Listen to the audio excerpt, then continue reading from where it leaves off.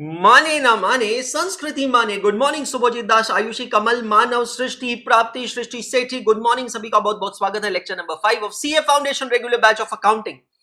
Tanvi Shedge, S D, Krish Ghiria, Khushboo Himthani, बहुत बढ़िया। सभी जने फटाफट आ जाइए, ज्वाइन कर लीजिए। क्या बात है। हाँ, ये नाम मैं ढूंढ रहा था, कालरा जी, प्रोक्ष कालरा। बड़ा फैसिनेट करता है ये नाम, बड़ा बहुत अमेजिंग नाम है। आयुषी आ गई है finally. Hi Ayushi, welcome. Yogita, Shruti, Jay Chaurasia, good morning all of you. Good morning Angita, ये भी नाम मैं ढूंढ रहा था, अंगिता। मैं कल सोच रहा था आप लोगों के बारे में कि यार वो कौन सा नाम है जो मिसिंग है। हाँ, Angita. Manisha good morning, Anshika Badhani good morning, very very good morning all of you. Will just wait for 1 more minute for everyone to join. किसी को कुछ भी पूछना हो, बताना हो, कोई भी आपत्ति कोई भी चीज हो तो आप प्लीज हैंड रेस कर सकते हैं। मेरा फीवर बेटर है यार, एक्चुअली एलर्जी है, मुझे डस्ट एलर्जी है। तो 2 दिन पहले थोड़ा एडवेंचर किया था मैंने, फ्राइडे को मैंने कहा चलो एक्टिवा पे राउंड काट के आते हैं। Normally I don't go on 2 wheelers, फिर एक्टिवा पे निकला, इतनी धूल मिट्टी, कोई काम चल रहा था रोड पे, वो इनहेल हो गई एंड देन इट्स गॉन।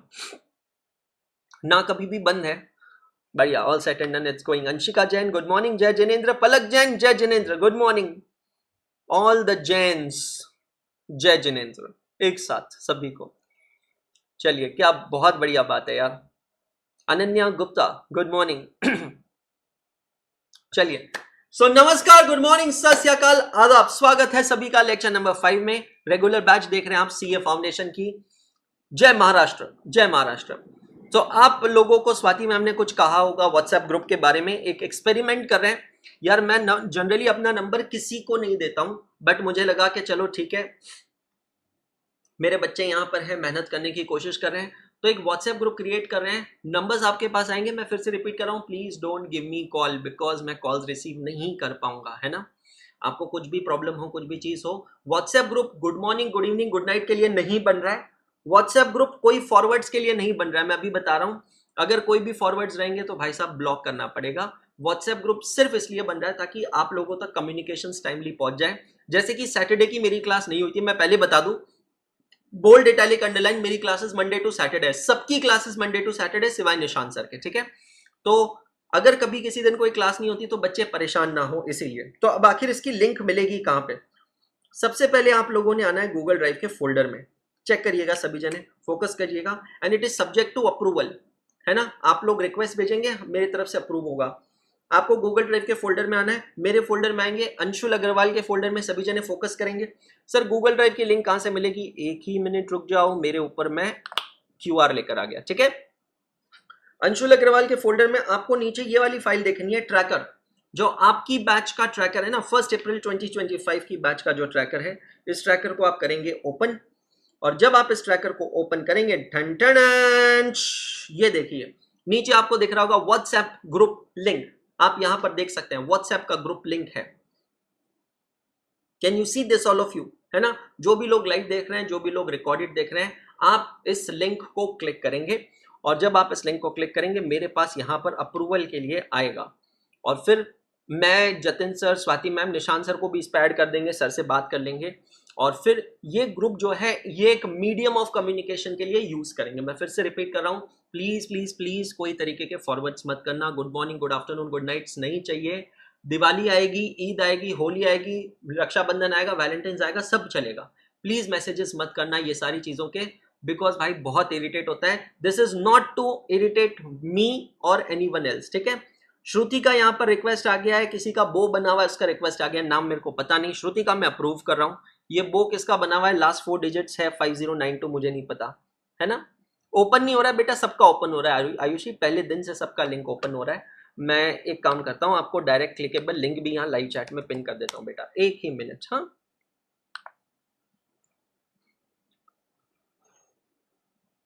आपकी पहली क्लास है ना, इसलिए आप पैनिक ज्यादा हो रहे हो। ये देखो, लिंक को भी पिन कर दिया, फटाक से कर लो यार, ताकि फिर हम लोग ना इसको कंप्लीट कर सकें। और ये मेघा ने किया है, मेघा को मैं एडमिट कर रहा हूँ, प्रोक्ष कालरा को मैं एडमिट कर रहा हूँ, खुशबू, हिमतानी, आरुष, ठीक है। आप बाद में ज्वाइन कर लेना आराम से, कोई नहीं, मैंने आपको बता दिया लिंक आपको कहां पर मिलेगी। जनरल टेलीग्राम ग्रुप बना हुआ है मेरा, सीए फाउंडेशन का अलग है, इंटरमीडिएट का अलग है। सीए फाउंडेशन के टेलीग्राम ग्रुप की लिंक यहाँ पर आप लोगों के साथ शेयर की गई है। लास्ट लेक्चर हुआ था हमारा lecture number 4 on 4th April 2025। I explain the accounting process, how to pass journal entries, and homework was to try passing journal entries from transaction number 5 to transaction number 11। एक बार पूरा revise करेंगे जो भी हमने अभी तक देखा, और फिर हम लोग बढ़ेंगे आगे। तैयार हैं सभी लोग? चलिए, बहुत अच्छी बात है, बहुत अच्छे बच्चे। नाउ जो भी हमने पढ़ा है एक बार उसको क्विकली बेसिक्स ऑफ अकाउंट्स को करते हैं रिवाइज। जितने भी नए बच्चे यहां पर ज्वाइन हुए होंगे सबको मेरा प्रणाम, सबको मेरा सलाम। सो मेरा नाम है CA Anshul Agarwal. I am a chartered accountant, company secretary by profession and a teacher by passion. पिछले 12 सालों से सीए के स्टूडेंट्स को पढ़ा रहा हूं। एकाग्रता सीए का फाउंडर हूं, डायरेक्टर हूं। Besides being a CA, I am a lifestyle blogger, Josh talk speaker and a motivator. I teach CA foundation accounting, intermediate, advanced accounting and cost and management accounting. मेरी life में मैं ये 3 success mantras पे believe करता हूं, और इन 3 success mantras को follow करता हूं, और वो है पेशेंस, ट्रस्ट और self reliance. Trust me, it has changed my life and it can change your life too. Now मैंने ये सब बेसिक चीजें लेक्चर नंबर 1, 2, 3, 4 में हो चुकी है। जिसने भी नहीं देखा प्लीज जाकर जरूर देखिएगा।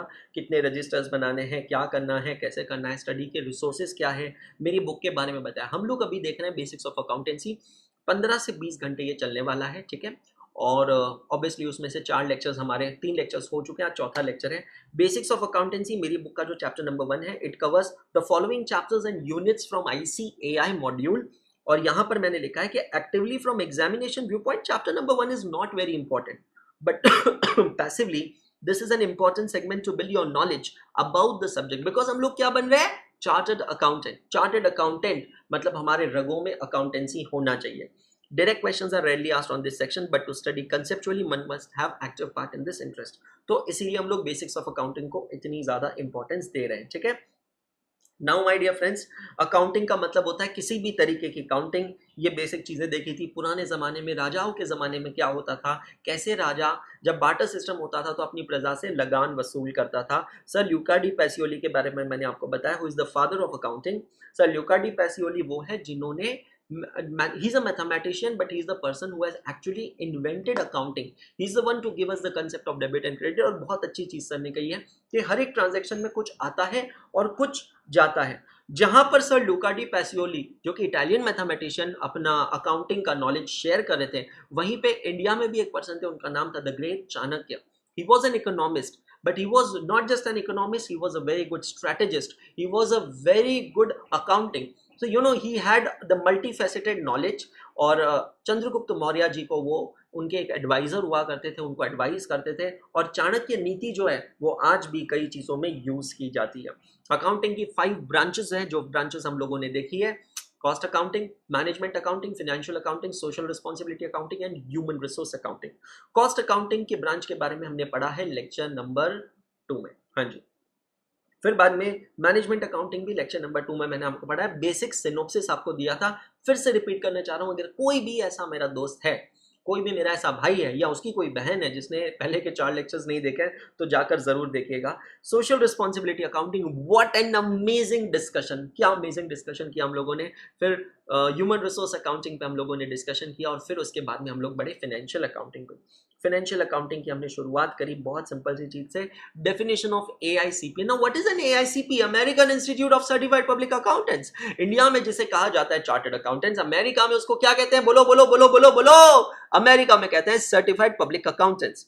ये जो सर्टिफाइड पब्लिक अकाउंटेंट्स होते हैं जो कि अमेरिका में है दोस्तों, इन सर्टिफाइड पब्लिक अकाउंटेंट्स की जो इंस्टीट्यूट है उसका नाम है American institute of certified public accountant, AICPA। तो इंडिया में जो इंस्टीट्यूट है उसका नाम क्या है? Institute of chartered accountants of India. और अमेरिका में जो इंस्टीट्यूट है उसका नाम है American institute of certified public accountant. एक बहुत ही बढ़िया फन फैक्ट मैंने आप लोगों के साथ शेयर किया था दोस्तों, कि अगर आप इंडियन चार्टर्ड अकाउंटेंट है, ध्यान से सुनिए, अगर आप इंडियन चार्टर्ड अकाउंटेंट है, मतलब अगर आपने इंडिया से CA किया है और आप अगर अमेरिका से CPA की डिग्री लेना चाहते हैं तो आपको सिर्फ एक एग्जाम देनी पड़ती है। अब ये इंटरेस्टिंग चीज मैंने आपके साथ आज अभी क्यों शेयर की है, ये बताने के लिए कि दोस्त आप जो कोर्स करने जा रहे हैं, आप जो डिग्री करने जा रहे हैं, उसकी पावर क्या है, उसकी स्ट्रेंथ क्या है। ये इसलिए बता रहा हूँ, गोइंग फॉरवर्ड किसी की भी इच्छा हो कि यार मुझे ग्रेजुएशन के बाद और कुछ करना है, तो आपके पास अभी से अल्टरनेटिव्स है कि मैं सीए कर रहा हूँ, ग्रेजुएशन कर रहा हूँ, ग्रेजुएशन मेरा हो गया, उसके बाद मुझे और क्या करना चाहिए। So CPA can be considered as one of the very good option, और आपके पास डेफिनेटली चॉइस होती है कि आप यूएसए में जाकर भी सेटल हो सकते हैं, काम कर सकते हैं।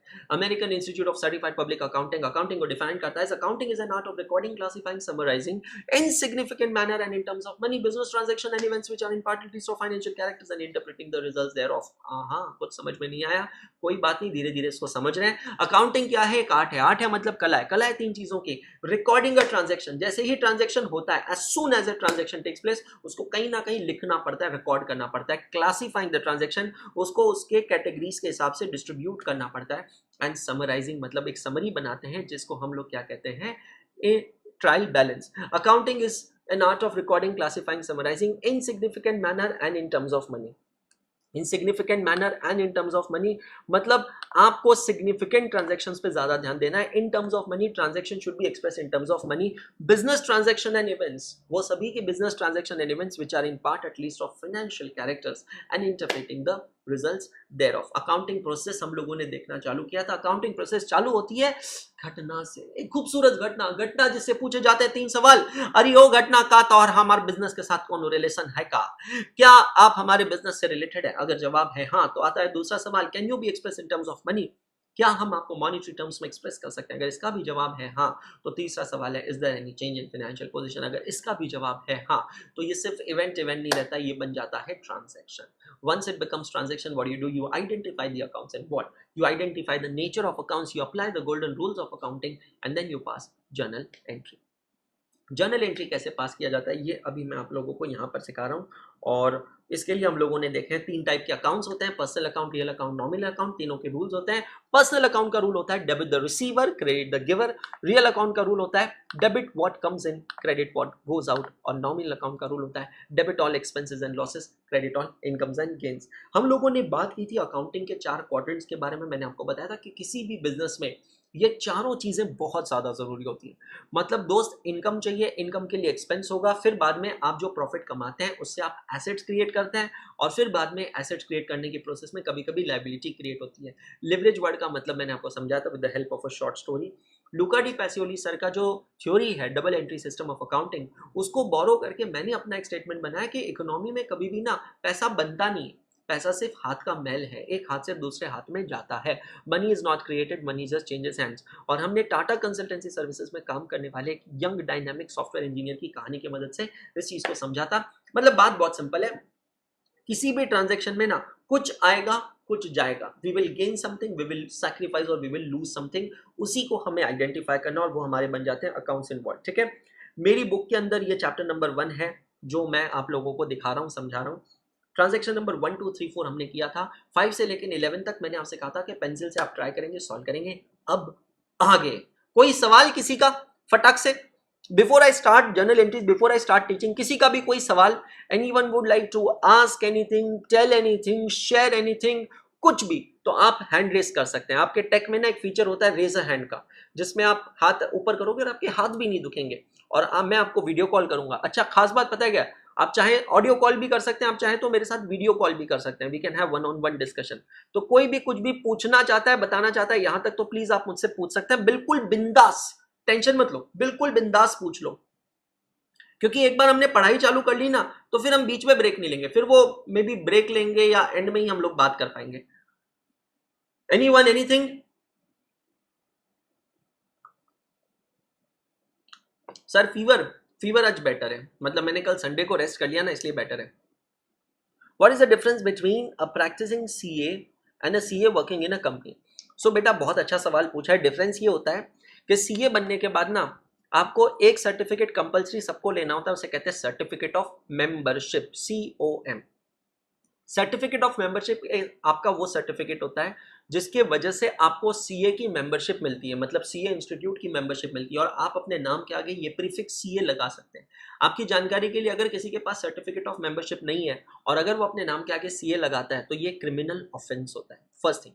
सेकेंड थिंग, सीए बनने के बाद अब अगर आप प्रैक्टिस करना चाहते हैं, अपना ऑफिस खोलना चाहते हैं, तो आपको आईसीआई से एक और सर्टिफिकेट लेना होता है, उसको कहते हैं सीओपी, सर्टिफिकेट ऑफ प्रैक्टिस। वो सर्टिफिकेट लेने के बाद ही आप अपना ऑफिस सेटअप कर सकते हैं और वहां पे ऑडिट का काम कर सकते हैं, अटेस्टेशन कर सकते हैं, ये सारी चीजें कर सकते हैं। अब ये डिपेंड करता है कि कौन क्या करना चाहता है। जैसे मैंने अपनी लाइफ में कभी भी सीओपी नहीं लिया, स्वाति मैम ने अपनी लाइफ में कभी भी सीओपी नहीं लिया, तो हम लोग कभी प्रैक्टिस नहीं करते। हम लोग सिर्फ और सिर्फ टीचिंग प्रोफेशन में है, या मैं पहले जॉब करता था, डिलॉइट में करता था, फिर इंडिया के बाहर करता था, स्वाति मैम जेनपैक में जॉब करते थे। So we never had COP, that's the only difference. ठीक है, चलो आगे बढ़े। Very good. So what is the duration of articleship as per the new CA scheme? Arush Prabhu, the duration of articleship is 2 years as per the new scheme. क्या CA और CS both same time करना चाहिए? गुलशन, ये पूरी तरह आपके ऊपर dependent है कि आप क्या करना चाहते हो। मेरी ओपिनियन में जब तक ग्रेजुएशन नहीं हो तब तक किसी और कोर्स के बारे में नहीं सोचना चाहिए।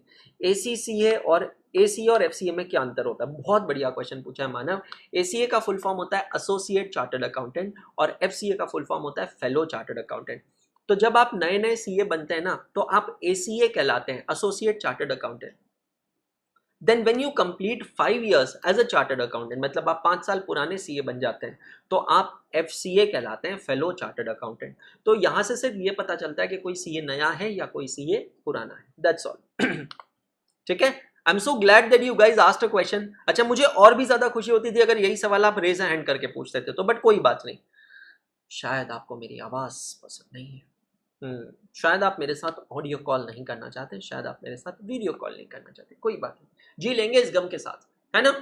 ओ हो, मेरी बातें इतनी दिल पे लगी है कि सीधा हैंड रेज हो गया पहला, बहुत बढ़िया। Hello ma'am, hello ma'am. Hello sir, good morning. Good morning Ayushi. आपका पूरा सर, नाम क्या है? यहाँ फर्स्ट ऑफ क्लास ऑल में 2 आयुषी है इसलिए। आयुषी कोतकर, आयुषी कोटकर। कहाँ से आयुषी आप? पुणे। पुणे से हैं, बहुत बढ़िया। Yes Ayushi, tell me. Sir, first of all I am really glad to be a part of this paid batch. Thank you so मैंने मच। एक वीक ऐसे ही गवा दिया। ओके कल मैंने सारे रिकॉर्डिंग्स देखे। Okay, I thought I should think, but really hats off to you and also your energy even after having fever, thank you that's so much. Really great. Thank you so much Ayushi. आप अभी क्या करें? आपने 12th की exam दी है या 12th हो गया है? What is your status right now? 12 day मैंने अभी की है कंप्लीट। 12th दिया है अभी आपने, आपके महाराष्ट्र स्टेट बोर्ड से दिया है, राइट? Yes sir. कौन से स्कूल में थे आप? क्योंकि मैं पुणे से हूँ इसलिए मैं पुणे को जानता हूँ, इसलिए आपसे सवाल पूछ रहा हूँ। मैं विखे पाटिल मेमोरियल स्कूल से थी, अच्छा, वीके पाटिल में। CBSE board. Okay okay. So Ayushi, how you decided to do CA? कैसे हुआ ये डिसीजन सीए करना है? जस्ट ऐसे ही हुआ, like I was thinking since 11th grade. Okay it was triggering me. Okay मैंने एक दो बार मैंने ये भी किया कि ड्रॉप कर देती हूँ, ओके नहीं होगा मेरे से, but I just don't know, and just wildest dreams I used to get me, like ऐसे इमेजेस आते थे मेरे सामने की फ्लैशबैक्स कि I am sitting, I am studying. So ऐसे करते करते I took a decision and I am really happy with it and okay. Content. Can I ask you one more question on this? Yes sir. Ayushi, you know, you are sitting in Pune, ठीक है? Pune is known as one of the hub for CA, because मैंने जैसे कहा कि मेरा घर भी है पुणे में, अभी भी है, और मेरा ऑफिस भी है पुणे में, लाल बहादुर शास्त्री रोड पे। तो Pune is a hub for CA, बहुत सारी क्लासेस हैं, फेस टू फेस क्लासेस हैं। Why you choose Ekagrata? Why you choose to do your CA online and not offline? First thing is time, okay because I'm going to do it with the regular college. So okay time is the major issue.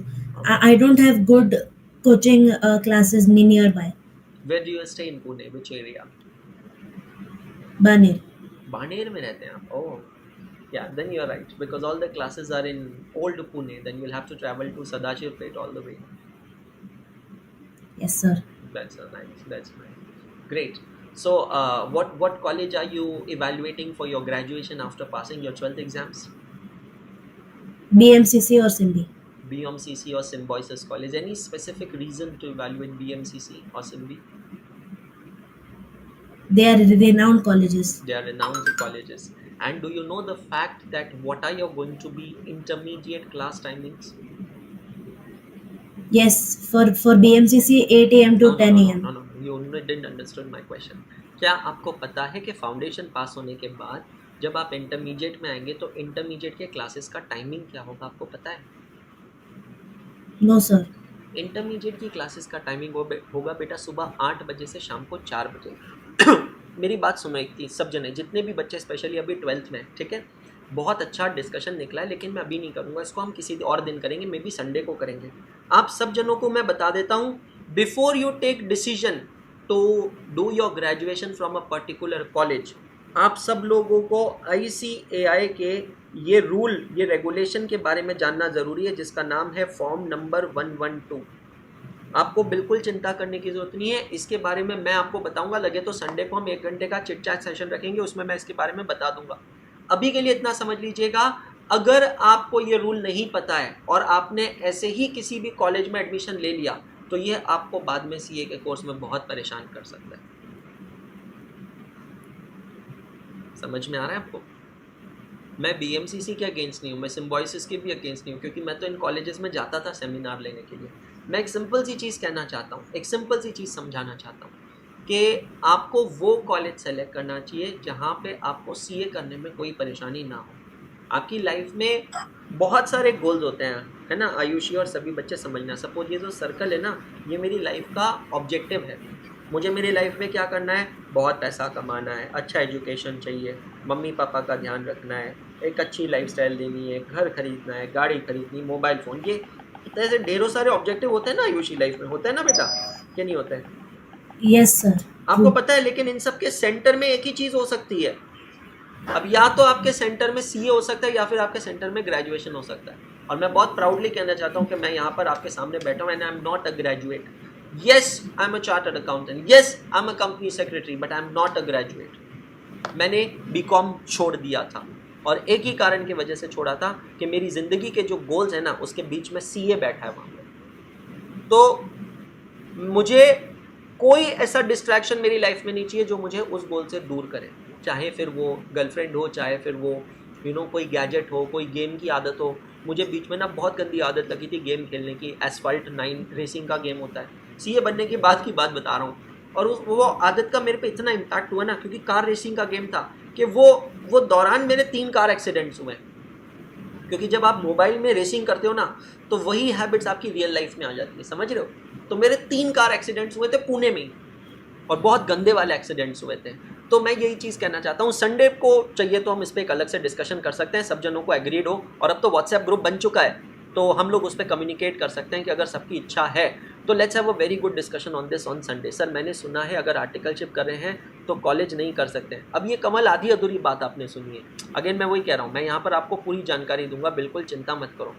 Half information always dangerous. Ayushi, तो I think you should listen to it and then take a proper wise call. Understood? Okay, sir. Thank you ठीक so है, much for चलो, the thank you so valuable much Ayushi, information. All the very best.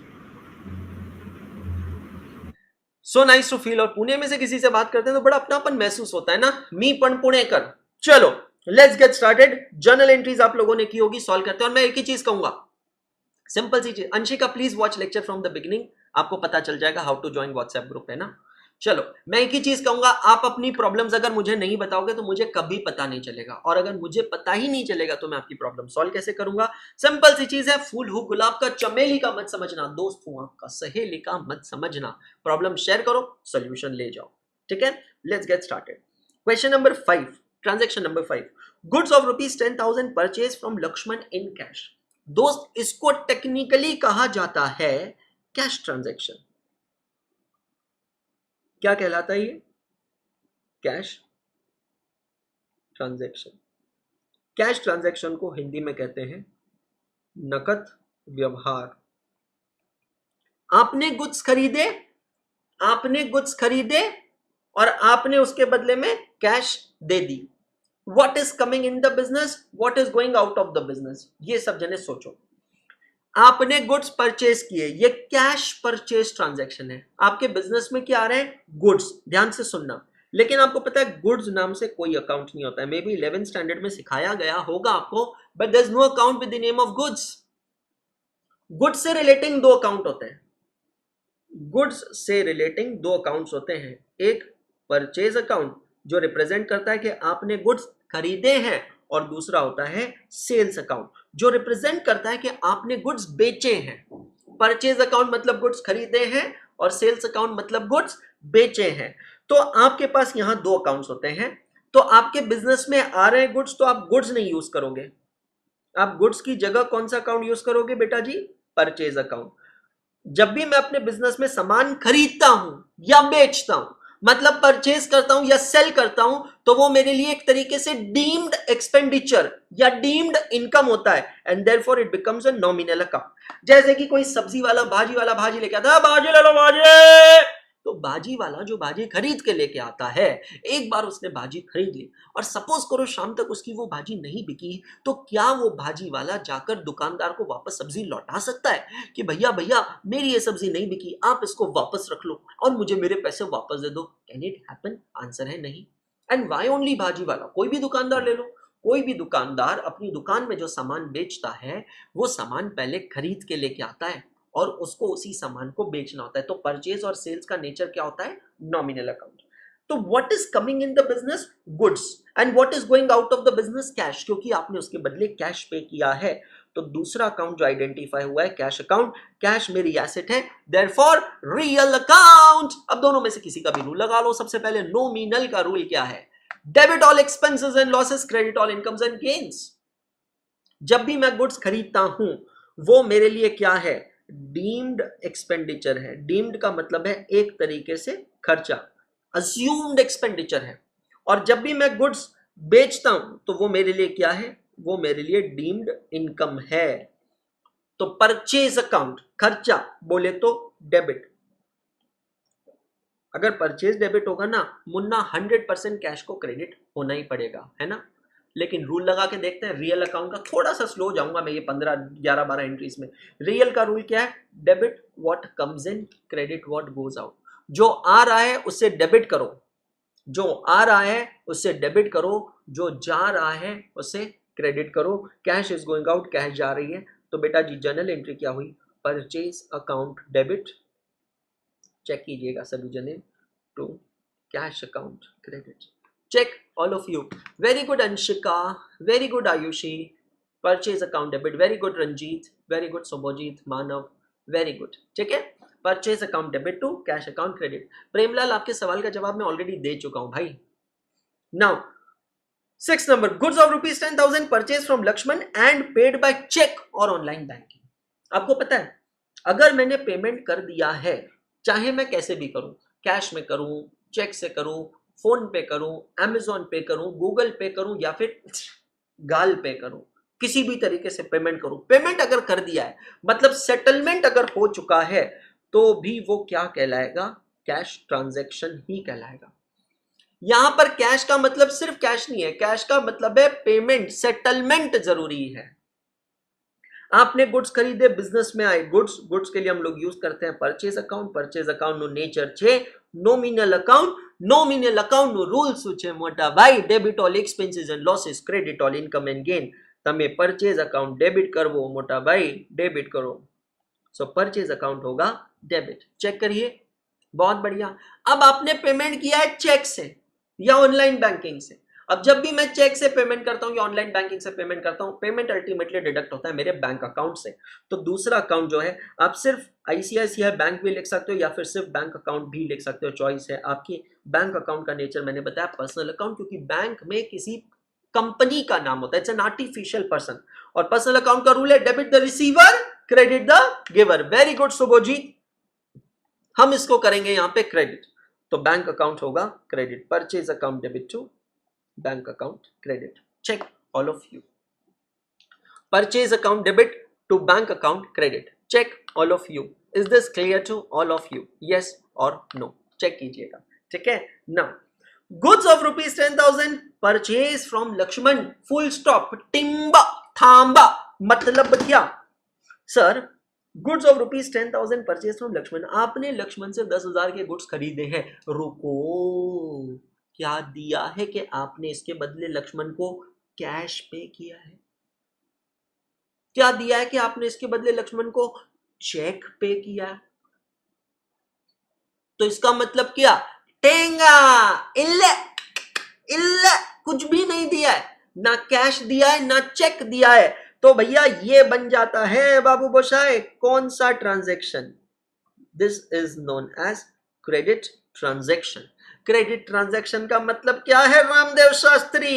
उधारी, उधारी का व्यवहार। समझ में आया? हमने लक्ष्मण को अभी कुछ नहीं दिया है अंशिका मैडम, लेकिन मिच्चामी दुग्गड़म फ्यूचर में लक्ष्मण को कुछ ना कुछ तो देना पड़ेगा, पैसे तो देना पड़ेंगे। तुम्हारे बिजनेस में सुआवी छे क्या आ रहा है? आपके बिजनेस में गुड्स, गुड्स के लिए कौन सा अकाउंट यूज करते हैं बिटवा? Purchase account. आप थोड़ा ऊपर हो जाइए, बरखुदार परेशान काहे कर रहे हैं? सबसे पहले परचेज अकाउंट। परचेज अकाउंट का नेचर क्या है? नॉमिनल अकाउंट, एमिनल, नॉमिनल, और नॉमिनल अकाउंट होगा debit. Babu Boshay Premlal purchase account debit. Megha Verma ji कह रही है बैंक अकाउंट या रियल अकाउंट कंसीडर। बेटा समझो, मैंने लास्ट लेक्चर में भी समझाया था, वापस समझा देता हूं। कुछ अकाउंट्स ऐसे होते हैं जिसके दो नेचर्स होते हैं, ठीक है?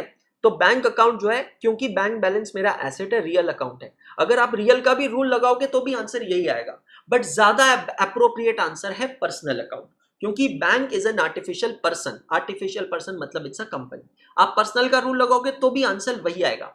एग्जामिनेशन में प्लीज ऐसा सोचना भी मत कि सीए के एग्जाम में ये क्वेश्चन आएगा कि what is the nature of bank account. मां कसम, अगर ऐसा होता था ना तो इंडिया में सब लोग सीए बन जाते थे, ठीक है? बट ये सिर्फ समझने वाली बात है। तो परचेज अकाउंट हो गया। अब आपने तो कुछ दिया नहीं है सर। लूका डी पैसियोली ने कहा हर ट्रांजैक्शन में कुछ आता है कुछ जाता है, something gets plus something gets minus. Minus तो यहां पर कुछ हुआ नहीं है। तो क्रेडिट ट्रांजैक्शन के केस में हम ये देखते हैं कि आपको ये गुड्स देने वाला कौन है, और देने वाले का नाम है लक्ष्मण। तो दूसरा अकाउंट कौन सा है? लक्ष्मण अकाउंट। लक्ष्मण कौन है? लक्ष्मण इज अ पर्सन, आदमी, इंसान। एक नाक, दो आंख, एक मुंह, दो कान, दो गाल, एक चिन्ह, बहुत सारे बाल, थोड़ी सी बॉडी और पूरा शरीर। तो लक्ष्मण है एक पर्सन। पर्सन बोले तो इंसान, इंसान बोले तो पर्सनल अकाउंट। तमारू पर्सनल अकाउंट નું રૂલ શું છે? डेबिट द रिसीवर मोटा भाई, credit the giver. Laxman is the giver of the goods. Laxman को करेंगे credit, so to Laxman account. Check all of you. Very good. Premlal, Premlal, very good. क्या बात है मेघा वर्मा, क्या आप संतुष्ट हुए? आपकी संतुष्टि हमारा परम कर्तव्य है। धन्यवाद, बहुत बढ़िया। 8 number, ₹8,000 paid to Laxman on account. जय बात। ट्रांजैक्शन नंबर 7 में लक्ष्मण से उधारी पे गुड्स खरीदे हो बाबू बसाए, बहुत बढ़िया। अब ट्रांजैक्शन नंबर 8 में क्या कर रहे हो? लक्ष्मण को 8,000 रुपए पे कर रहे हो। जरा तारों को जोड़ने की कोशिश करो, बहुत बढ़िया। ट्रांजैक्शन नंबर 7 में आपने लक्ष्मण से उधारी में, क्रेडिट में गुड्स खरीदे हैं 10,000 के। इसका मतलब क्या है? इसका मतलब यह है कि आपको लक्ष्मण को 10,000 पे करना है। लेकिन ट्रांजैक्शन नंबर 8 में कहा है 8,000 paid to Laxman on account. On account मतलब क्या? लक्ष्मण को जितना पैसा देना था उसके बदले में 8,000 रुपए दिए। एक सेकेंड, एक सेकेंड, एक सेकेंड, क्या जा रहा है बिजनेस से बाहर? सर पेड किया है ना सर, कुछ दिया नहीं है तो हम केस अज्यूम कर लेंगे कैश जा रहा है। कैश बोले तो रियल अकाउंट, क्योंकि एसेट है। एसेट का रूल क्या होता है? एसेट का रूल क्या होता है बेटा जी? Debit what comes in, credit what goes out. अब कैश जा रही है क्योंकि आप लक्ष्मण को कैश दे रहे हो। कैश जब जा रही है, कैश को करेंगे क्रेडिट। Okay okay. दूसरा अकाउंट कौन सा है सर? कैश किसको दे रहे हैं? कैश दे रहे हैं हम लक्ष्मण को, लकी को। सो लक्ष्मण को दे रहे हैं कैश। दूसरा अकाउंट है लक्ष्मण अकाउंट। लक्ष्मण क्योंकि है पर्सन, पर्सन मतलब पर्सनल अकाउंट। आणि पर्सनल अकाउंट नो रूल શું છે? काय रे बाबा, लवकर सांग कि पर्सनल अकाउंट से रूल काय? पर्सनल अकाउंट का रूल है debit the receiver, credit the giver. आपने लक्ष्मण को पैसे दिए, Laxman is receiver of money. अब क्योंकि Laxman is receiver of money, Laxman को करेंगे debit. So what is going to be your journal entry, guys? Quickly tell me. Very good. It will be Lakshman account debit to cash account. अच्छा यार, 7 और 8 number को combine करके एक सवाल पूछूं मैं आपसे, क्वेश्चन पूछूं मैं आपसे। ट्रांजैक्शन नंबर 7 में क्या है कि हमने लक्ष्मण से 10,000 के गुड्स खरीदे हैं क्रेडिट में, ठीक है? और 8th नंबर में कहा है हमने लक्ष्मण को पे किया है 2000 रुपीज ऑन अकाउंट, कुछ नहीं कहा है तो हम कैश अज्यूम कर सकते हैं, ठीक है, दैट्स नॉट अ प्रॉब्लम। मेरा क्वेश्चन ये है, थोड़ा दिमाग चलाकर बताना, अब मुझे लक्ष्मण को और कितना पे करना है? Have you understood my question? अब मुझे लक्ष्मण को और कितना पे करना है? बेटा डिस्काउंट मतलब गलत डायरेक्शन में सोच रहे हो, डिस्काउंट वर्ड यूज ही नहीं किया है। यहां पे क्या कहा है? ₹8,000 paid to Laxman on account, इसका मतलब क्या है? अभी भी लक्ष्मण को बाकी का पैसा देना बाकी है, and the correct answer is 2000। अभी भी हमें लक्ष्मण को 2000 पे करना है, it is not a discount. बेटा जी प्लीज अंडरस्टैंड, ये डिस्काउंट कब होता था? जब यहां लिखा होता था, फोकस करो, यहां लिखा होता था ₹8,000 paid to Laxman in full and final settlement of his account. समझ रहे हैं आप?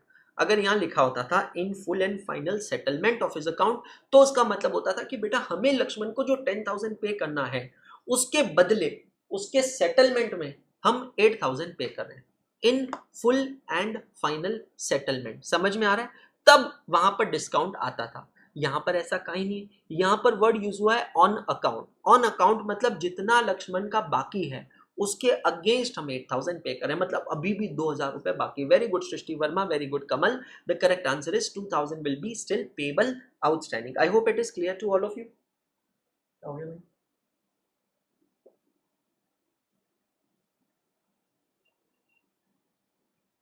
ठीक है, पक्का?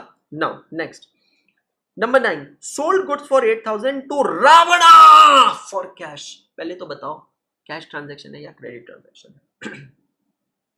Sold goods for 8,000 to Ravana, ये कैसा ट्रांजैक्शन है? कैश ट्रांजैक्शन है, 100% कैश ट्रांजैक्शन है। आपने रावण को गुड्स बेचे हैं 8,000 के कैश में।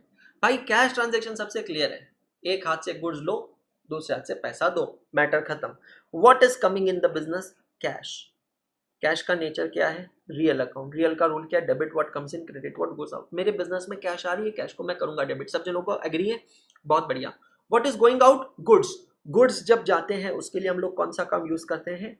Sales account. सेल्स अकाउंट का रूल क्या है? नॉमिनल अकाउंट, बिकॉज सेल्स हमारी इनकम है। जैसे गाय हमारी माता है, हमको कुछ नहीं आता है, हाँ, वैसे ही सेल्स हमारी इनकम है। Nominal account. नॉमिनल अकाउंट का रूल क्या है? Debit all expenses and losses, credit all incomes and gains. तो आपकी जर्नल एंट्री क्या हो गई बेटा जी? Cash account debit to sales account credit. Check all of you, very good. Cash account debit to sales account credit, very good. Sold goods for 8,000 to Ravana and received a cheque और through online banking. अब आपने रावण को 8,000 के goods बेचे हैं और उसका पैसा जो है वो आपको मिल गया है। कैसे मिला है? या तो चेक से मिला है या फिर आपको वो पैसा मिला है कैसे? ऑनलाइन बैंकिंग से। आपको पता है सुबोजीत दादा बहुत गलती कर रहे हो, जल्दबाजी में नजर हटी दुर्घटना घटी, आंसर आपका गलत है। आप ये ट्रांजैक्शन को भी हम क्या कहेंगे? Cash transaction. मैंने क्या सिखाया? कैश का मतलब सिर्फ कैश नहीं है, कैश इंक्लूड्स बैंक बैलेंस। तो आपने 8,000 के गुड्स बेचे हैं रावणा को and received payment through cheque और ऑनलाइन बैंकिंग। सो एक अकाउंट हो गया आपका बैंक अकाउंट और दूसरा अकाउंट आपका हो गया सेल्स अकाउंट। सर इसमें रावण का नाम नहीं है? क्या नहीं, रावण का नाम तब आता था जब क्रेडिट ट्रांजैक्शन होता था। ये क्रेडिट ट्रांजैक्शन नहीं है। ये कौन सा ट्रांजैक्शन है बेटा जी? ये कैश ट्रांजैक्शन है। समझ में आ रहा है? हाँ। अब बैंक अकाउंट का नेचर है पर्सनल अकाउंट, सेल्स का है नॉमिनल। अब देखो सपोज यहां पर ये है कि मैं बैंक के लिए रियल का रूल लगाता हूं तो भी आंसर वही होगा। पहले हम आंसर निकाल लेते हैं, ठीक है। पर्सनल अकाउंट का रूल है debit the receiver, credit the giver. तो हमने रावण को गुड्स बेचे हैं, चेक मिला है, bank is receiver. And sales का नॉमिनल का रूल है credit all incomes and gains, तो ये क्रेडिट। तो इसकी जर्नल एंट्री क्या होगी? Bank account debit to sales account credit. Bank account debit to sales account credit. अब अगर सपोज जैसे कि किसी मैडम ने कहा था ना, सॉरी मैं नाम भूल गया हूँ, किसी मैम ने कहा था कि सर अगर हम बैंक को रियल अकाउंट कंसिडर करते हैं तो भी आंसर यही आएगा। चेक करते हैं। सपोज कीजिएगा मैं बैंक को रियल कंसिडर करता हूँ। रियल अकाउंट का रूल क्या है? Debit what comes in, credit what goes out. मुझे चेक मिल रहा है, मुझे पैसे मिल रहे हैं, money bank balance is coming इन, तो भी बैंक अकाउंट डेबिट ही होता है। समझ में आ रहा है? So it's only matter of thinking कि आप रियल का रूल लगाएं या पर्सनल का रूल लगाएं, आपका आंसर बिल्कुल परफेक्ट आएगा। Sold goods for 15,000 to Ravana. पहले तो मुझे बताओ कैश है या क्रेडिट ट्रांजेक्शन है? ट्रांजेक्शन कहीं છે? હું કેશ ટ્રાન્ઝેક્શન છે कि ट्रेडिट ट्रांजेक्शन से? कहीं ट्रांजेक्शन से? All liquid assets are treated as cash. Manav बहुत आगे चले गया मेरा भाई, मेरे को मेरे हिसाब से बेसिक से एक बार करवाने थे, मैं वहां तक पहुंचूंगा, don't worry. It's a credit transaction, very good, it's a credit transaction.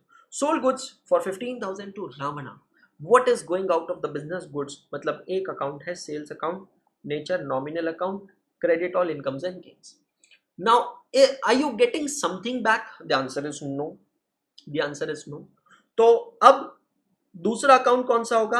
आप देखोगे कि आप ये गुड्स किसको दे रहे हैं? रावणा। रावणा कौन है सर? पर्सन।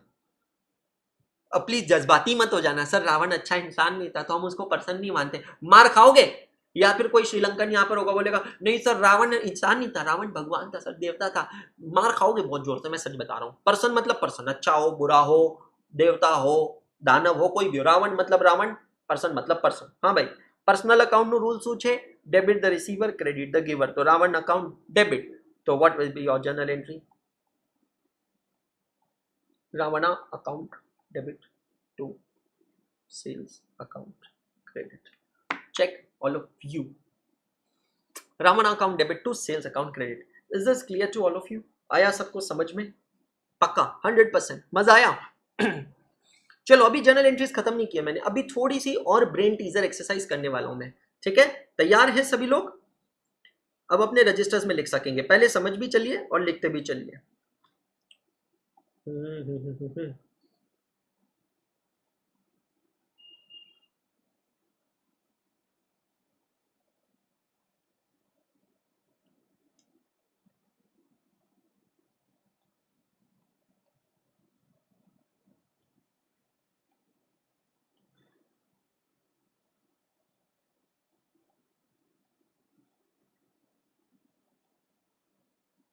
ये सही है सर, ये सही है सर। आपके हर एग्जाम्पल, हर नाम में लंका कहां से है सर? लंका कैसे लगा दी हो सर? कोई बात नहीं। पास journal entries in the books of Lanka computers. तो एक कंप्यूटर वाला है, उसकी दुकान का नाम है लंका कंप्यूटर, श्रीलंके। So pass journal entries in the books of Lanka computer. तैयार है थोड़ा सा? अब वो सब स्टेप्स वगैरह नहीं फॉलो करेंगे जो यहां लिखे थे, अब मैं डायरेक्टली ट्रांजेक्शन लिखूंगा और आपको जर्नल एंट्रीज बतानी है मुझे।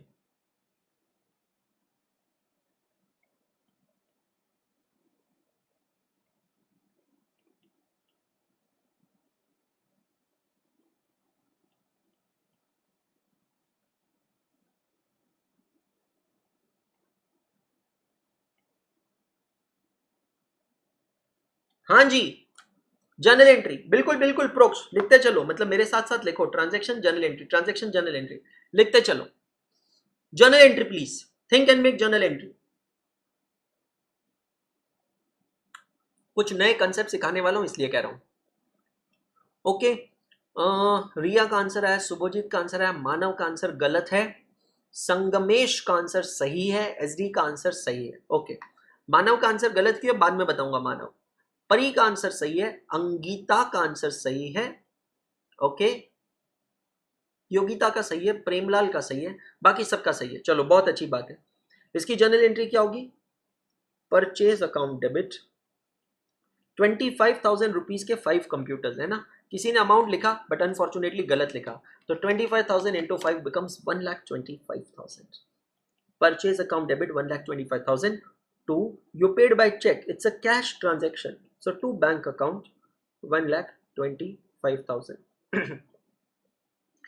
ठीक है, रेड कलर के पेन से नीचे लिखना, इट्स अ कैश ट्रांजेक्शन,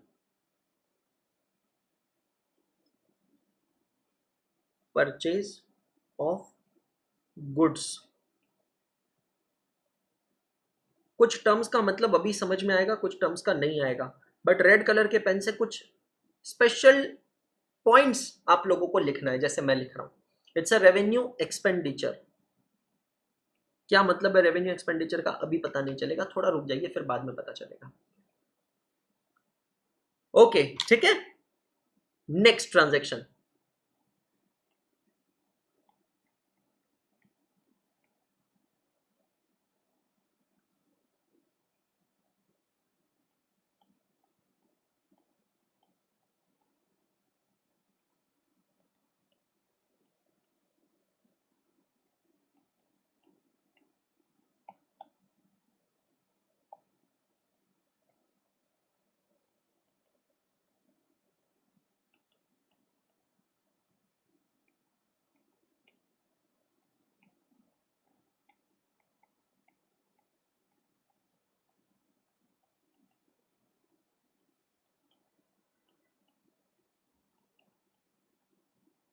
हाँ जी, सोच समझ के जवाब दीजिएगा। मानव मेरे भाई, तीर से निकली कमान और मुंह से निकली जुबान वापस नहीं ली जा सकती। ये क्या था सर? जितेश जैन। अरे भाई साहब, पूरा क्लास जैनियों से बना है, बताओ। मतलब ये तो कमाल ही हो गई यार, हदीज हो गई।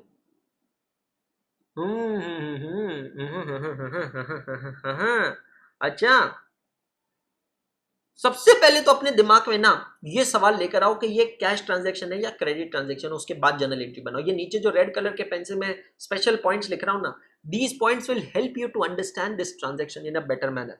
You have purchase 2 showcases worth ₹50,000 to display laptops from Ekbote furniture. आपकी जर्नल एंट्री यहां पर होगी, furniture account debit 50,000, don't say 1 lakh. क्या वहां पे वर्ड ईच दिया है? परचेज 2 शोकेसेस वर्थ ₹50,000 ईच अगर लिखा होता था तो ट्रांजैक्शन का अमाउंट 1 लाख होता था, है ना? ये मिस्टेक है पहली। दूसरा, ये है बेटा जी क्रेडिट ट्रांजैक्शन। तो आप क्रेडिट करेंगे सप्लायर को जिसका नाम है इकोबोटे फर्नीचर्स 50,000। इस ट्रांजैक्शन की खास बात क्या है? पहली बात ये है 100% क्रेडिट ट्रांजैक्शन। दूसरी बात, this is a transaction for purchase of assets. और तीसरी बात, it is a capital expenditure. अब ये जो 2 ट्रांजैक्शंस मैंने आपको यहां दिए हैं, लिखवाए हैं, इसके बेसिस पे अभी मैं आपको ना 2 टर्म सिखाने जाऊंगा। What is the meaning of inventory और गुड्स और stock, and what is the meaning of assets. जेब से निकलने वाला हर एक पैसा एक तरीके से खर्चा होता है, ध्यान से समझना। लेकिन वो खर्चे का उद्देश्य क्या है, ऑब्जेक्टिव क्या है, ये डिटरमाइन करता है कि वो खर्चा will it result into inventory और will it result into asset. पहले समझ लो, उसके बाद में लिख लेना, प्लीज अंडरस्टैंड। गुड्स का मतलब क्या होता है? गुड्स का मतलब होता है anything purchased, anything purchase with an intention to be sold ahead. अगर मैं कोई भी चीज खरीदता हूं जिसको मुझे आगे बेचना है, if anything is purchase with the intention to be sold ahead, अगर मैं कोई भी चीज खरीदता हूं जिसको मुझे आगे बेचना है, मेरा उद्देश्य है मुझे उसको बेचना है, तो मैं उसे गुड्स कहता हूं, मैं उसे स्टॉक कहता हूं, मैं उसे इन्वेंटरी कहता हूं। फिर एसेट किसे कहते हैं?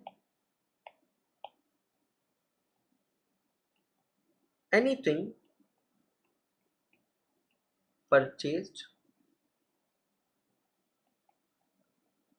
with an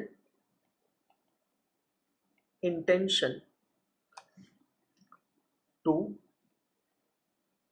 use in the business and not to sell। अगर मैं किसी चीज को खरीदता हूं क्योंकि मुझे उसको मेरे बिजनेस में यूज करना है, मुझे बेचना नहीं है, मुझे उसको मेरे बिजनेस में यूज करना है, तो वो मेरी एसेट कहलाती है। ऊपर दिए हुए 2 एग्जांपल्स देख लो और अब आपको समझ में आएगा कि मैंने यहां पर क्यों डिफाइन किया कि हमें जर्नल एंट्री किसके बुक्स में करना है, लंका कंप्यूटर्स। लंका कंप्यूटर्स का काम क्या है? नेचर ऑफ बिजनेस समझने की कोशिश करें कंप्यूटर्स का। जब मैं कहता हूं कंप्यूटर्स का, तो उसका काम है कंप्यूटर या कंप्यूटर से रिलेटेड चीजें खरीदना और फिर उसको आगे बेचना। Are you getting my point? अब फर्स्ट ट्रांजेक्शन में लंका कंप्यूटर्स ने 5 लैपटॉप्स खरीदे हैं। तो जब 5 लैपटॉप्स खरीदे हैं तो ये लैपटॉप्स उसने क्यों खरीदे हैं? मतलब सबसे पहले ये सोचना है कि क्या ये लैपटॉप उसकी इन्वेंटरी है या ये लैपटॉप उसकी एसेट है। इज इट एन इन्वेंटरी और इज इट एन एसेट? ये कैसे पता चलेगा? ये तब पता चलेगा जब आपको ये पता चलेगा कि आप किसकी अकाउंटिंग कर रहे हैं। जिसकी अकाउंटिंग कर रहे हैं उसका बिजनेस क्या है, उसका नेचर ऑफ बिजनेस क्या है। जब तक ये पता नहीं चलेगा ना, तब तक आप इन्वेंटरी और एसेट में क्लासिफिकेशन नहीं कर सकते। समझ में आया? तो लंका कंप्यूटर्स जो है उसका बिजनेस है कंप्यूटर्स आइटम खरीदने का और बेचने का। तो कंप्यूटर और कंप्यूटर से रिलेटिंग कोई भी चीज जो है ना, वो उसकी क्या होगी? वो होगी बेटा जी उसकी इन्वेंटरी। एसेट नहीं, इन्वेंट्री। इन्वेंट्री का मतलब क्या बताया मैंने? Anything purchase with an intention to be sold ahead. अगर मैं कोई भी चीज खरीदता हूं क्योंकि मुझे उसको आगे बेचना है तो वो मेरी इन्वेंट्री है। और इन्वेंट्री से रिलेटिंग आप दो अकाउंट्स यूज करते हैं, अभी मैंने आपको बताया, एक है परचेज अकाउंट और दूसरा है सेल्स अकाउंट। इसीलिए आपने जर्नल एंट्री क्या पास की बेटा? Purchase account debit to bank account credit. I hope ये क्लियर हो गया। दूसरे ट्रांजैक्शन में आपने दो शोकेस खरीदे। शोकेस मतलब furniture. Please understand, there is a concept of grouping of accounts. Grouping of accounts का मतलब होता है कि मैं अपने बिजनेस में जो अलग अलग चीजें खरीदता हूं, मैं उनको अलग अलग नाम से नहीं रिप्रेजेंट करूंगा। अरे भैया मैं अपने बिजनेस में टेबल खरीदूंगा तो क्या टेबल अकाउंट बनाऊं? मैं अपने बिजनेस में चेयर खरीदूंगा तो क्या मैं चेयर अकाउंट बनाऊं? मैं मुड्डा खरीदूंगा तो क्या मैं मुड्डा अकाउंट बनाऊं? सोफा खरीदूंगा क्या सोफा अकाउंट बनाऊं? अलमारी खरीदूंगा अलमारी अकाउंट? नहीं, मैं एक कॉमन अकाउंट बनाता हूं, उसको एक कॉमन नाम से रिप्रेजेंट करता हूं। And what is that common name? Do you know? That common name is furniture. What is that common name? Furniture. I may have 10 vehicles in my business. I don't create separate accounts for them. This is known as the concept of grouping of accounts. समझ में आ रहा है? हम उसको group करते हैं। हम क्या अकाउंट बनाते हैं? व्हीकल्स अकाउंट बनाते हैं। Furniture and fixture, plant and machinery, land and building, हम ऐसे क्यों करते हैं? कैस्केडिंग इफेक्ट अवॉइड करने के लिए, डुप्लीकेशन अवॉइड करने के लिए, कंफ्यूजन अवॉइड करने के लिए। सिंपल है। मैंने अगर कोई भी फर्नीचर खरीदा है तो वो फर्नीचर अकाउंट में जाएगा। अब फर्नीचर मेरा क्या है? मेरा काम है लंका कंप्यूटर्स का। फर्नीचर मेरी इन्वेंट्री है या मेरी एसेट है, ये मुझे देखना है, ये मुझे देखना है। मैंने फर्नीचर क्यों खरीदा? शोकेस क्यों खरीदे? मस्त पैकी मैं अपने शोकेस में लैपटॉप को सजाऊंगा ताकि जब कस्टमर आएंगे शोकेस में मेरे लैपटॉप को देखेंगे, उसको खरीदेंगे। मतलब ये शोकेस क्या मैंने बेचने के लिए रखा है? नहीं। शोकेस क्यों रखा है? Anything purchase with an intention to be used in the business, not to sell, it becomes your asset. इसको मैं एसेट कहूंगा। Capital expenditure, please understand, if something results into inventory it's your revenue expenditure, if something results into asset it's your capital expenditure. अलग से चर्चा बाद में करेंगे इसके ऊपर। तो आपने क्या एंट्री पास करनी है? फर्नीचर अकाउंट डेबिट टू एक बोटे फर्नीचर्स अकाउंट, क्योंकि क्रेडिट परचेज, क्योंकि क्रेडिट परचेज है। तो सबसे पहले बेसिक फंडा, बेसिक कंसेप्ट समझते हैं। अब मेरे को एक बात बताओ, थोड़ा मैं आपको घुमाऊंगा, थोड़ी ब्रेन टीजर एक्सरसाइज करवाऊंगा। कंप्यूटर वाला कंप्यूटर खरीदता है, इन्वेंट्री है या एसेट है? जवाब दो। I for inventory, A for asset. Live chat में इतना आंसर चाहिए मुझे। I for inventory, A for asset, इतना आंसर चाहिए मुझे। कंप्यूटर वाला कंप्यूटर खरीदता है, उसके लिए वो क्या है? आई फॉर इन्वेंट्री है, ए फॉर एसेट है। Very good answer, very good answer, it's I for inventory. Computer वाला फर्नीचर खरीदता है, वो उसके लिए क्या है? I for inventory, A for asset. Computer वाला फर्नीचर खरीदता है, वो उसके लिए क्या है? आई फॉर इन्वेंट्री है या ए फॉर एसेट है? सोच समझ के जवाब। ए फॉर एसेट है। बहुत बढ़िया, बहुत बढ़िया, बहुत अच्छी बात। कंप्यूटर वाला अगर फर्नीचर खरीदता है तो वो उसके लिए क्या होगा बेटा जी? ए फॉर एसेट होगा। बहुत सही जवाब है, समझ में आ रहा है? फर्नीचर वाला फर्नीचर खरीदता है तो वो उसके लिए क्या है? आई फॉर इन्वेंट्री या ए फॉर एसेट? फर्नीचर वाला अगर फर्नीचर खरीदता है तो वो उसके लिए क्या है? आई फॉर इन्वेंट्री या ए फॉर एसेट? फर्नीचर वाला अगर फर्नीचर खरीदता है तो वो उसके लिए है आई फॉर इन्वेंट्री। क्या बात है, बहुत बढ़िया। अच्छा नेक्स्ट क्वेश्चन। फर्नीचर वाला कस्टमर की बिलिंग करने के लिए कंप्यूटर खरीदता है तो वो उसके लिए क्या है? आई फॉर इन्वेंट्री या ए फॉर एसेट? फर्नीचर वाला कस्टमर की बिलिंग करने के लिए कंप्यूटर खरीदता है ताकि मेरे जो कस्टमर आएंगे ना उनको मैं बिलिंग करके दूंगा, मस्त ऐसी कंप्यूटर वाली बिलिंग, तो वो उसके लिए क्या है? आई फॉर इन्वेंट्री या ए फॉर एसेट? सर वो उसके लिए ए फॉर एसेट है, ये समझना। यहां पर देखो मेगा आंसर गलत हुआ आपका, रंजीत आंसर गलत हुआ है। फर्नीचर वाला अगर कंप्यूटर खरीदता है, आई रिपीट, फर्नीचर वाला अगर कंप्यूटर खरीदता है तो वो क्यों खरीद रहा है? उसको अपने बिजनेस में यूज करने के लिए खरीद रहा है। समझ में आ रहा है? अगर वो उसको अपने बिजनेस में यूज करने के लिए खरीद रहा है बेटा, क्या समझा मैंने? Anything purchase with an intention to be used in your business, तो वो क्या कहलाती है?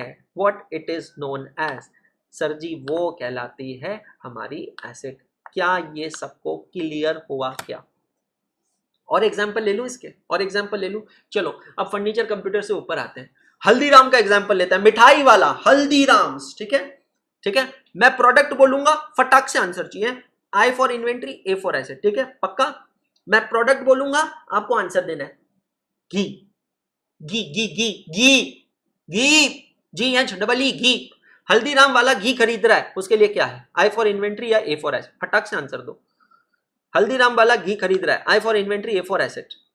The correct answer is I for inventory. Asset बिल्कुल गलत है। आई फॉर इन्वेंट्री, इन्वेंट्री का मतलब देखो, आप लोग समझ ही नहीं रहे हो। जो एसेट बोल रहे हैं गलत आंसर है। हल्दीराम के लिए घी क्या है? इन्वेंट्री है। क्यों? Anything purchase with an intention to be sold ahead. Haldiram वाला घी को यूज करके, घी से ही तो मिठाई बनाएगा। हल्दीराम का सामान क्या है? हल्दीराम के लिए स्टॉक क्या है? मिठाई। तो मिठाई जब स्टॉक है तो मिठाई बनाने के लिए जो चीजें चाहिए, रॉ मटेरियल, वो भी स्टॉक होता है ना। तो हल्दीराम वाला घी खरीदता है, वो उसके लिए क्या है? इन्वेंट्री। ठीक है। शक्कर, शक्कर, शक्कर, शक्कर, शक्कर, शुगर, शुगर, ए शुगर, शुगर, शुगर, शक्कर, शुगर, शुगर, शक्कर, शुगर, शक्कर, इन्वेंट्री है। कहीं इन्वेंट्री छे? रॉ मटेरियल छे। मिठाई बोले तो क्या नमक से बनाएगा? मिठाई बोले तो शक्कर से बनाएगा? शक्कर नहीं, इन्वेंट्री छे, रॉ मटेरियल छे। समझी गयो? रॉ मटेरियल छे। चलो बहुत बढ़िया। ड्राई फ्रूट्स, काजू, बादाम, किशमिश, dry fruits, dry fruit, dry fruits कहीं छे? Come on come on, quickly quickly, dry fruit कहीं छे? हल्दीराम माटे ड्राय फ्रूट कहीं छे? इन्वेंट्री छे। तमारो ड्राय फ्रूट पर रॉ मटेरियल छे। काजू कतली खावानुं अंशुल भाई? हाँ, काजू कतली खाओगे? हाँ, काजू कतली किससे बनती है? सर मूंगफली से। मार खाओगे जोर से। काजू कतली बनती है काजू से। काजू बोले तो ड्राई फ्रूट, ड्राई फ्रूट बोले तो ड्राई फ्रूट, बोले तो ड्राई फ्रूट। समझ गया? बहुत ही बढ़िया। सर यार ये तो बहुत ही इजी है। अरे मैं तो पहले ही बोला, ऐसा अकाउंटिंग पढ़े नहीं रहेंगे। हल्दीराम ने खरीदा है इलेक्ट्रॉनिक कांटा, जिसपे कस्टमर की मिठाई का वजन करता है। भैया एक पाव देना, एक आधा किलो देना, 1 किलो देना। ये इलेक्ट्रॉनिक कांटा हल्दीराम के लिए क्या है? बोलो फटाक से। ओहो हो, मेरे बच्चे इतने होशियार हो गए, एक ही लेक्चर में इतना सही जवाब दे रहे हैं। सही आंसर है सर एसेट है। एसेट है। एसेट का मतलब क्या? Anything purchase with an intention to be used in the business, not to sell. उसको बेचने का नहीं, कांटा कहीं यूज करने का। हल्दीराम मिठाई वाला खरीदता है कांटा। कांटा मतलब वेइंग स्केल, इलेक्ट्रॉनिक कांटा, वो क्या है? उसकी एसेट है। ये तो बहुत बढ़िया। हल्दीराम मिठाई वाला बनाता है बंगाली मिठाई। अब बंगाली मिठाई की लाइफ होती है लिमिटेड। अब वो मिठाई को रखने के लिए वो फ्रिज खरीदता है, रेफ्रिजरेटर, ठंडा ठंडा, कूल कूल। ये रेफ्रिजरेटर क्या है? हल्दीराम वाला मिठाई को रखने के लिए खरीदता है रेफ्रिजरेटर। ये रेफ्रिजरेटर क्या है? अबे एसेट है, एसेट है। कानून के हाथ, ये देखो इतने लंबे कानून के हाथ। हाँ, अरे सर ये तो बहुत ही लंबे है। हाँ, एसेट है, समझ गए? अरे सर ये तो बहुत ही आसान है, बहुत ही आसान। सर बहुत बढ़िया। चलो ठीक है, अब हल्दीराम से थोड़ा ऊपर आते हैं। मैं आपको दूसरा एग्जाम्पल देता हूं जो हल्दीराम से थोड़ा ऊपर हो। 1 मिनट रुको, let me show you on the screen. Feel आना चाहिए, फील आना चाहिए।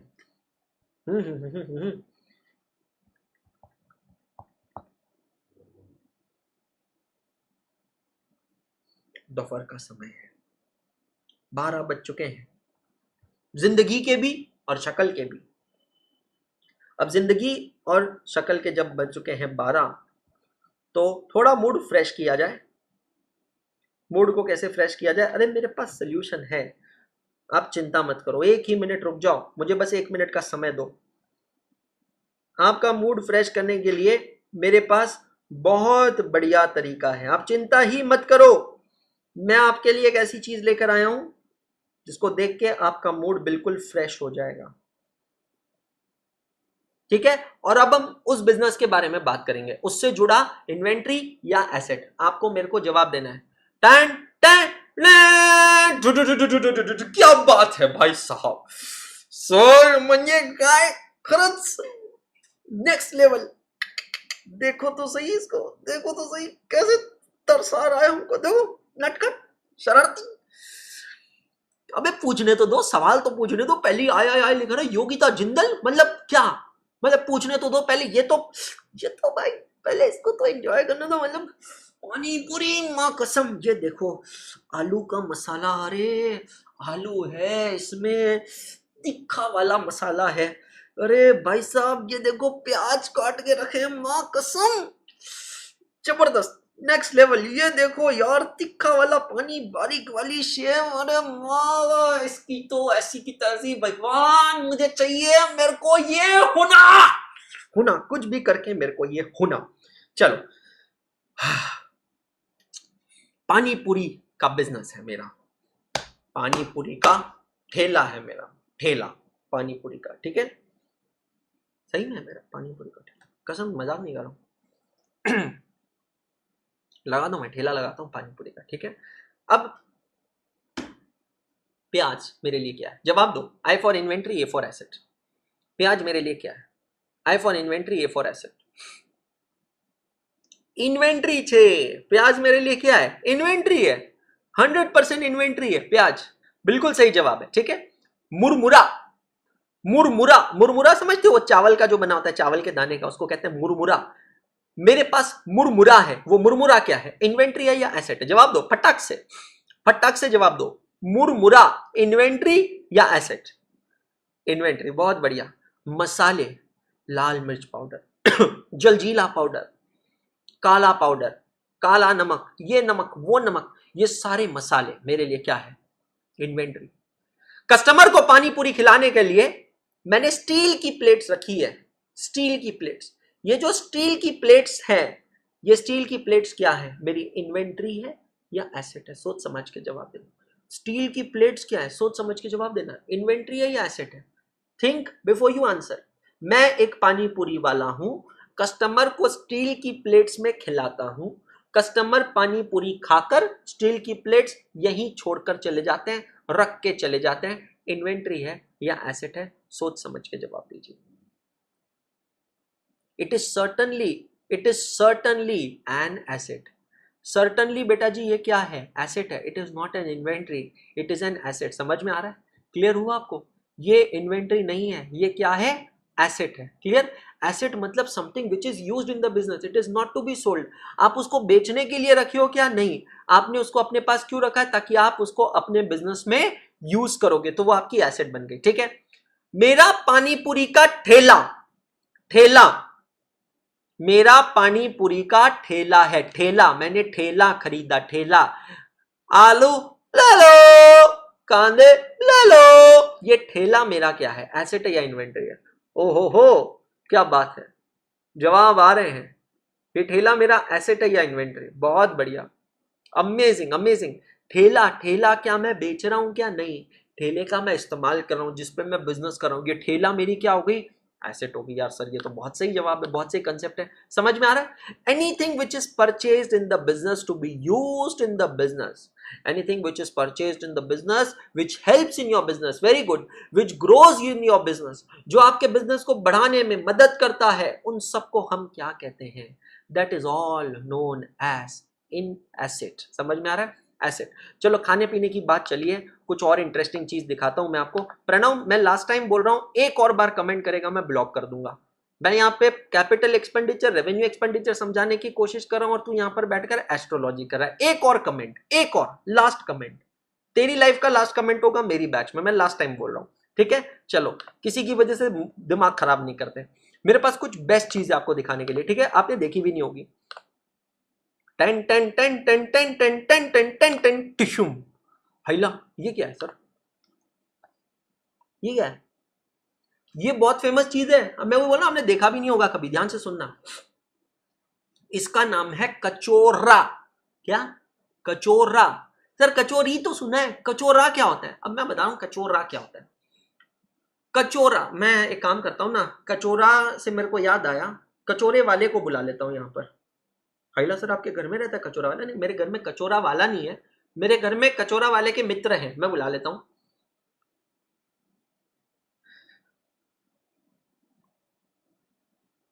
Can you please come inside. तो राजस्थान में ना एक जगह है राजस्थान में एक जगह है, उस जगह का नाम है नसीराबाद। क्या नाम है बेटा जी, नसीराबाद। नसीराबाद में होता है यूं कि वहां पर एक अलग सी डिश मिलती है। अब देखो, राजस्थान इस तरीके की जगह थी जहां पर पहले कभी वेजिटेबल्स वगैरह नहीं मिलती थी ज्यादा, तो लोग ड्राई वेजिटेबल्स वगैरह में बिलीव करते थे। तो वहां पे आलू की कचौरी जो कि नॉर्मली चलती है वो ज्यादा मिलती नहीं थी। तो वहां पे एक पर्सन है जो आपको यहाँ फोटो में दिख रहा है, उनका नाम है चवन्नी लाल जी। ये चवन्नी लाल जी कई सालों से ये धंधा करते आ रहे हैं, जो अपना एक सीक्रेट इंग्रेडिएंट बनाते हैं। मतलब ये कचौरे का मसाला आज भी चवन्नी लाल जी खुद बनाते हैं, और इतना बड़ा बनता है कचौड़ा, इतना बड़ा। और ये कचौरा आपको पता है यूनिट से नहीं किलो से बिकता है, किलोग्राम से बिकता है। एंड आप ये कचौरे को देखकर और चवन्नी लाल जी को देखकर ऐसे मत समझिएगा कि कोई ऐसे वैसे हैं, करोड़ों की पार्टी है। इनफैक्ट चवन्नी लाल जी का जो बेटा है वो एक क्वालिफाइड चार्टर्ड अकाउंटेंट है, और खास बात पता है क्या है, वो स्वाति मैम का क्लासमेट रह चुका है। He is a very dear friend of Swati ma'am. तो स्वाति मैम आप बताएं बच्चों को कचौरे के बारे में। हाय गाइस, मैं वापस आ गई। ओके, सो एक्चुअली ना मैंने बस सुना था कचौरे के बारे में, बहुत ज्यादा पता नहीं था। क्या नाम है आपके फ्रेंड का? जो हितेश। हितेश। और वो ये इन्हीं महानुभाव के सुपुत्र हैं।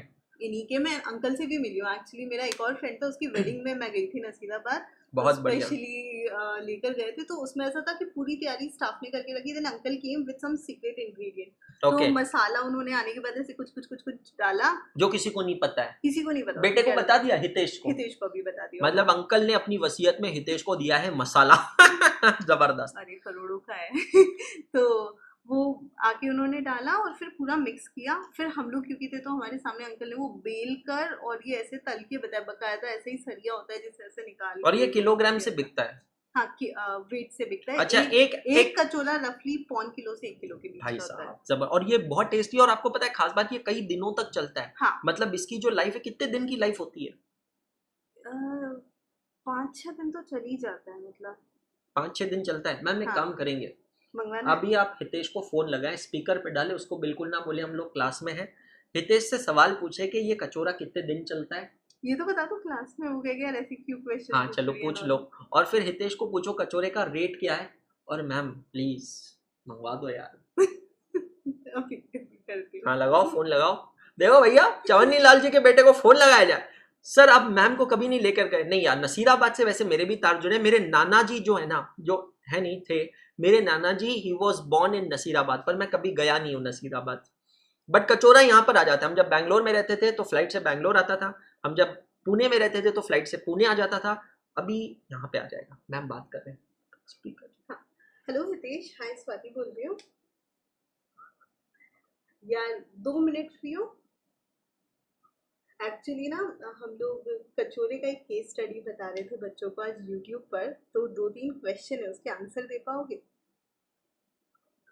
बिल्कुल, एक सेकेंड ना, I am putting you on speaker. Hitesh मुझे सबसे पहले ये बताओ कि ये जो अपना कचौरा है इसकी शेल्फ लाइफ कितनी होती है, कितने दिन चल जाता है? देख लो 8 से 10 दिन। 8 से 10 दिन। और एक कचौरे का रफली वेट कितना होता है? Weight around 600 to 650 grams. Okay, और रेट? रेट 260 रुपए किलो है, और करीब पूरा एक पीस बैठ जाता है 170 के अप्रॉक्स। मतलब रेट तो 260 कर दीजिए। राइट। और कुछ पूछना है? Okay, thank you. बड़े लोग बड़ी बातें, बड़े लोग बड़ी बातें। देखा, स्वाति मैम की पहुंच ऊपर तक है। अब मैंने कचौरा ऑर्डर कर दिया है, आपकी बैच के अंदर ही कचौरा आएगा और मैं आपको ऐसे दिखा कर चिढ़ा कर कचौरा खाऊंगा, मां कसम। वैसे आपको मैं बता दूं, आप भी कचौरा ऑनलाइन ऑर्डर कर सकते हो। सिंपली गूगल पे जाए, सर्च करें चवन्नी लाल कचौरा नसीराबाद, आप भी ऑर्डर कर सकते हैं। लगभग उन्होंने कहा है 170 रुपए का एक कचौरा बैठता है, प्लस कुरियर चार्जेस करते हैं। और वो अलग अलग तरीके से भेजते हैं। भाई हम तो फ्लाइट से मंगवाते हैं कि यार फ्लाइट से भेज दो, जल्दी मिल जाएगा। तो अभी स्वाति मैम आज अगर ऑर्डर करेंगे, आज का उनका कंसाइनमेंट निकल गया, क्योंकि नसीराबाद से नजदीकी एयरपोर्ट है जयपुर। तो ये कचौरा पहले बाय रोड जाता है जयपुर, और फिर जयपुर से ये कचौरा आता है जहां पर भगवान देख रहा है। हा मैंने कौन सा भाई गलत काम किया है ना। चलो बहुत अच्छी बात है ना।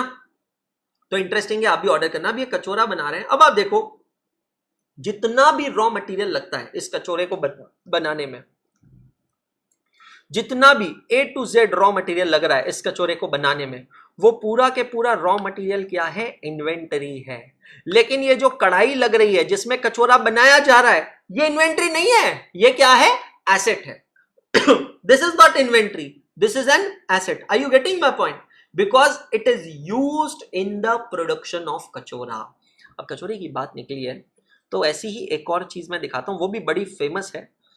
दोपहर का टाइम है, अल्लाह मां कसम, ये क्या है सर? ये क्या दिखा दिया सर दोपहर के समय में? भैया जी, राजस्थान में एक जगह है, उसका नाम है अजमेर। अजमेर की बड़ी ही मशहूर डिश है, इस डिश का नाम है कड़ी कचौरी। भाई साहब क्या टेस्ट है इसका, नेक्स्ट लेवल, मतलब मुंह में ऐसा पानी आ जाए। बहुत ही मशहूर डिश है अजमेर की कड़ी कचौरी। अब कड़ी कचौरी का मतलब यह है समझना कि एक कचौरी होती है नॉर्मल, जो कि मोगर की बनी होती है, मूंग मोगर की कचौरी बनी होती है, और ये मूंग मोगर की कचौरी को कड़ी में डिप करके देते हैं। लेकिन ये जो कड़ी होती है ये अपनी घर वाली नॉर्मल कड़ी नहीं है, ये कोई दूसरी टाइप की कड़ी होती है। कड़ी कचौरी पुष्कर में भी, अरे मानव मेरे दोस्त जानता है पुष्कर, बहुत बढ़िया। अजमेर और पुष्कर की बहुत ही फेमस डिश है, और जोधपुर में भी मिलती है, जयपुर में भी मिलती है। बनारस में जो मिलती है वो अलग है, मैं गया हूं बनारस, बनारस वाली मैंने खाई है, वो डिश अलग है थोड़ी, ये थोड़ी अलग है। कचौरा इज बिल्कुल बिल्कुल द नेक्स्ट लेवल चीज यार सर, मतलब क्या ही बताए भाई, हम क्या ही बताए। खाने पीने के लिए तो भाई, अब देखो खाने पीने की बात चली है तो एक और चीज भी देखना तो बनता है।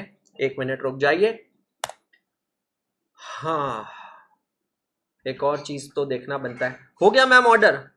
कितने मंगवा रहे हैं? कितने मंगवाने हैं मैम? आज रात को लग जाएगा, सुबह आपकी क्लास से पहले आपको कल सुबह आ जाएगा? जी। माँ कसम, मेरे तो 2 मंगवाओ मैम कम से कम, तो मैं 650 ग्राम, मतलब 1300 ग्राम कचौरा। डाइटिंग लो, हाँ मैं डाइटिंग पे हूँ, मैं सूंघ तो लूंगा। तो फिर तो एक ही। नहीं नहीं ना मैम, ऐसे मत करो अच्छा, प्लीज और मैम। कुछ मंगवाना, वहाँ की बहुत स्पेशलिटी है। और क्या है स्पेशल वहाँ का? नमकीन वगैरह बहुत अच्छे। नमकीन्स वगैरह बहुत अच्छे नहीं मैम, अभी आप सिर्फ कचौरा मंगवा दें। कल सुबह आ जाए। कल सुबह आ जाएगा। This is the power of Swati Agarwal, very good, समझ रहे हो? सो यार ऐसी बहुत सारी चीजें हैं। इन्वेंट्री का मतलब क्या होता है, इसको हटाओ यार यहाँ से स्क्रीन से यार, इसको देख के मतलब यार तब पानी आ रहा है मुंह में यार। गलत बात है, डाइटिंग करने वाले इंसान के लिए गलत चीज है। तो इन्वेंट्री का मतलब क्या होता है? Anything purchase with an intention to be sold ahead. अगर किसी भी चीज को मैं खरीदता हूं जिसको मुझे आगे बेचना है तो उसे कहते हैं इन्वेंट्री। लेकिन अगर उसका मैं बिजनेस में इस्तेमाल करना चाहता हूं तो वो है एसेट। कुछ और एग्जांपल ले ले before we wind up today's class, ठीक है? आज ये पूरा कंसेप्ट कवर हो गया ना, तो फिर आगे बढ़ेंगे। नहीं घेवर नहीं यार, घेवर ना मैं नहीं खाता हूँ, मतलब मैं खाता था, मुझे बहुत पसंद था, पर मैंने छोड़ दिया घेवर, मिठाई बिल्कुल छोड़ दी मैंने, ठीक है? Listen to me. एक मोबाइल फोन की दुकान वाला है, ध्यान से सुनो, आंसर चाहिए। एक मोबाइल फोन की दुकान वाला है, वो मोबाइल फोन के कवर खरीदता है। आई फॉर इन्वेंट्री है, ए फॉर एसेट है, सोच के जवाब दो। मोबाइल फोन की दुकान वाला मोबाइल फोन के कवर खरीदता है, आई फॉर इन्वेंट्री है, ए फॉर एसेट है। The correct answer is I for inventory, absolutely correct answer, absolutely correct answer, it is I for inventory, बिल्कुल सही जवाब। मोबाइल वाला अगर मोबाइल फोन या मोबाइल फोन से जुड़ी कोई भी चीज खरीदे, मतलब इन्वेंट्री मतलब सिर्फ वही चीज नहीं है, रिलेटेड आइटम भी इन्वेंट्री होती है, तो वो क्या कहलाती है बेटा जी? It is known as inventory. Mobile phone वाला, ध्यान से समझना, मोबाइल फोन वाला एक काउंटर खरीदता है, शोकेस खरीदता है जिसमें मोबाइल फोन डेकोरेट करेगा, इन्वेंट्री है या एसेट है? इन्वेंट्री है या एसेट है? वो उसकी एसेट होगी। क्लियर हुआ? 100%। तो बेटा जी अब मैं यहां पर सब लोगों को यह कह सकता हूं, क्या मैं इस अजम्पशन पे आ सकता हूं कि आज के लेक्चर में मेरे बच्चे ये समझ चुके हैं कि इन्वेंट्री किसे कहते हैं, एसेट किसे कहते हैं, ठीक है? चलिए अब देखो, मैं आपका ट्रैकर अपडेट कर रहा हूं, मैं आपको दिखाता हूं कि मैं आपके ट्रैकर्स को कैसे अपडेट करता हूं ताकि आपको भी पता चले।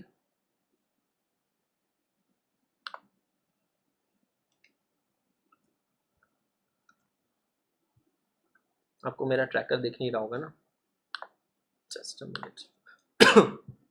मैं आपको ट्रैकर दिखाता हूं और सबको कहना चाहता हूं कि यार प्लीज ना आप ट्रैकर्स वगैरह यूज करें, ये बहुत ज्यादा यूजफुल चीज है आप लोगों के लिए, ट्रस्ट मी गाइस।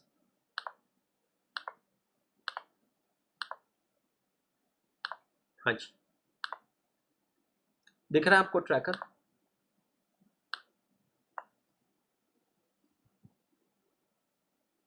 ये देखिए ट्रैकर। अब ये ट्रैकर में मैं यहां पर आ रहा हूं और मैं लिख रहा हूं completed journal entries explain the concept of inventory and asset, that's all. और ये जो चीज है ये इंपॉर्टेंट है, इसको मैं बोल्ड करके ब्लू कलर से हाईलाइट कर देता हूं। ताकि आपको पता चले। सर ने पूरे राजस्थान में जो जो स्पेशल मिलता है याद है? अरे कहाँ बेटा मानव, अभी तो राजस्थान बहुत बड़ा है, और सिर्फ राजस्थान नहीं है, महाराष्ट्र है, गुजरात है, खाने पीने की तो बहुत चीजें मिलेगी आपको मेरे सेशन में, ठीक है? चलो, so thank you so much guys, thank you once again. फिर से मुलाकात होगी आपसे कल की क्लास में। तब तक खुश रहें, पढ़ते रहें, सीखते रहें, आगे बढ़ते रहें, क्योंकि पढ़ना बंद तो सीखना बंद, और सीखना बंद तो आगे बढ़ना बंद। गुड डे, शाबाश।